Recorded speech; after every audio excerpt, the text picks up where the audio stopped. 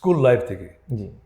স্কুলে যথেষ্ট সুনাম করিয়েছি। এখন আমার এই অনুষ্ঠানে বলতে গেলে নিজের ঢোল পিটানো হবে, না না না, তাছাড়া উপায় নাই। যেহেতু তুমি জানতে চাচ্ছ, আমি বলি জি। ব্যাকগ্রাউন্ডটা।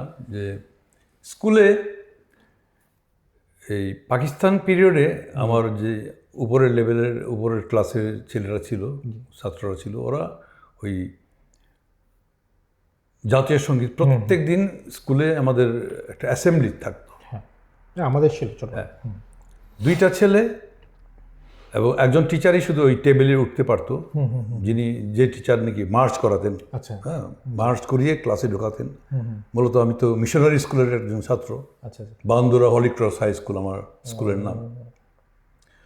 সেখানে জাতীয় সঙ্গীত গাইতে হবে, জাতীয় পতাকা তুলতে হবে।